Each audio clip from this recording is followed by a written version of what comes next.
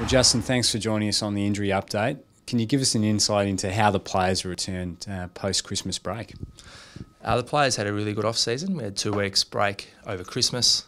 During that time, the players had running and football skills to complete. Every time they go away, we get more and more impressed with how good they are at getting that work done. And they know as well as we do that it's really important to get straight back into football in January. So we've done that. Our first session back was football. We train at high intensity. We're really happy with where the group's at. In terms of the training block at the moment, really hot, tough conditions, what phase are the players training through at the moment? We're very much in match preparation now. We have AFLX in February. This coming Friday we'll do 2 quarters of traditional match play and 2 quarters of AFLX.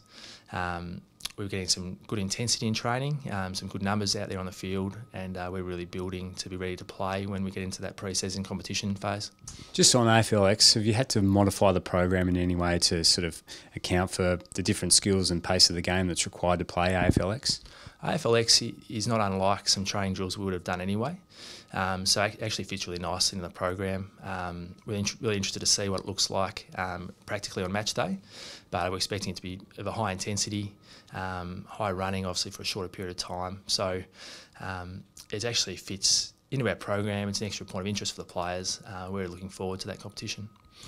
We had a number of players that had some niggles, some surgeries pre-Christmas, so let's run through them and get a bit of an update. And we'll start with Trev Collier. He was wearing a moon boot yesterday. Why is he wearing one? So Trev has sesamoid pain. So the sesamoid's a couple of little bones under your foot that can become painful. In order to settle that down, we've got Trev in the boot. He'll be in that boot for 3 weeks now. Then he'll come out of that hopefully with the sesamoid settled, and then he'll build back up again. How's Michael Hurley going? We know he had a wrist and hip complaints that got cleaned up pre-Christmas. Yeah, so Michael Hurley's had a good pre-season. His hip surgery went well. His wrist surgery also went well. So he'll be into match play on Friday, and we're really happy with how Hurls is going. And Josh Green as well, similar, had a couple of little clean-ups. Yeah, so from memory that was August. Josh had his Jones fracture. He'd had his other side done previously at Brisbane. We had his other foot operated on. That's come along really well. It was actually good enough that Josh was able to join in most of pre-Christmas training, and he's got a good base behind him now, Greenie. And David Myers had that little finger issue pre-Christmas as well. Yeah, so we had that operated on. That hasn't affected David's pre-season at all. He's actually got in majority training both pre and post-Christmas, and he's in a really good place. Matthew Berger had an operation on his shoulder, but his back seems to be doing some contest work in training. Yeah, so Matthew Berger had that shoulder operation. He's just come up to 4 months post-surgery now. He's worked through contact progressions. He's back into competitive training drills and elements of match play. So he's progressing really nicely and he's getting good training base. Jackson Merritt had that shocking leg break in the middle of last year. How's he going? Is he on track to return for the start of the season? Yeah, so that one dates back to the end of July. Surgery went well. Jackson was actually able to complete most of the pre-Christmas training, so absolutely he'll be ready for the start of the pre-season period. Another player who had some issues last year was Ben McNeese, had some strains to his neck. How's he tracking? Is he okay, going to be looking okay for round 1? So it was really important to us to make sure that we're doing the best thing by Ben to get him back in the program.